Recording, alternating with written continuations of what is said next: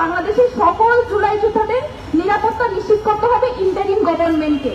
আমরা শুনতে চাই না আপনাদের কি কি সীমাবদ্ধতা আছে, এইসব সীমাবদ্ধতার কথা আমাদেরকে শোনাবেন না, আমরা শুনতে চাই না। প্রকাশ্য দিবালোকে কুপিয়ে কুপিয়ে রাস্তার পাশে ফেলে দেওয়া হচ্ছে, কাউকে ড্রেনে পাওয়া যাচ্ছে, কাউকে পিছন থেকে এসে ছুরিকাঘাত করা হচ্ছে, কিন্তু আমরা বর্তমান সরকারের পক্ষ থেকে দৃশ্যমান কোন পদক্ষেপ গ্রহণ করতে তাদেরকে দেখছি না। আমাদের যেসব দেশপ্রেমিক ভাই বোন আওয়ামী লীগের গুপ্ত হত্যার শিকার হচ্ছে তাদেরকে বাঁচাতে আওয়ামী লীগের যেসব ইউনিয়ন থেকে কেন্দ্র পর্যন্ত যে কমিটিগুলো ছিল তাদের যারা সন্ত্রাসী কার্যক্রম চালিয়েছে তারা নিষিদ্ধ সংগঠন, এখন তাদেরকে অবিলম্বে গ্রেপ্তার করতে হবে। তৃতীয়ত, প্রাইভেট বিশ্ববিদ্যালয় সহ বাংলাদেশের সকল জুলাই যোদ্ধাদের নিরাপত্তা নিশ্চিত করতে হবে ইন্টারিম গভর্নমেন্টকে। আমরা শুনতে চাই না আপনাদের কি কি সীমাবদ্ধতা আছে, এইসব সীমাবদ্ধতার কথা আমাদেরকে শোনাবেন না, আমরা শুনতে চাই না।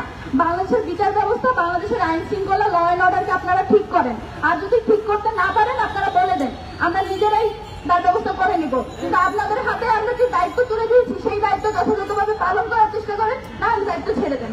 প্রকাশ্য দিবালোকে কুপিয়ে কুপিয়ে রাস্তার পাশে ফেলে দেওয়া হচ্ছে, কাউকে ড্রেনে পাওয়া যাচ্ছে, কাউকে পিছন থেকে এসে ছুরিকাঘাত করা হচ্ছে, কিন্তু আমরা বর্তমান সরকারের পক্ষ থেকে দৃশ্যমান কোন পদক্ষেপ গ্রহণ করতে তাদেরকে দেখছি না, যেটা আমাদের এই ছাত্র জনতার জন্য অত্যন্ত দুঃখজনক।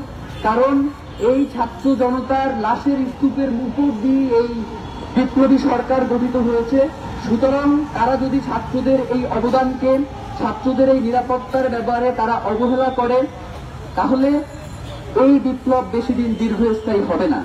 সুতরাং আপনাদেরকে আমরা আহ্বান জানাই যে অতি দ্রুত আপনারা এই ছাত্র জনতার এই বিপ্লবীদের নিরাপত্তা নিশ্চিত করুন এবং নতুন বাংলাদেশ বিনির্মাণে আপনারা যেই আশা আকাঙ্ক্ষার কথা বলেছেন সেটা বাস্তবায়নে সচেষ্ট হন।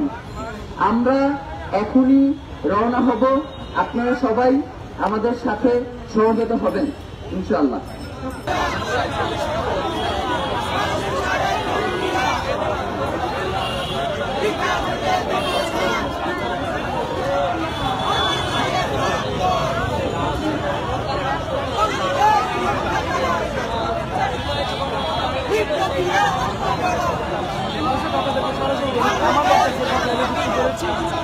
আমরা কিন্তু লক্ষ্য করছি, আমরা আপনাদের আশা আমাদের মূল চক্র লক্ষ্য করছি।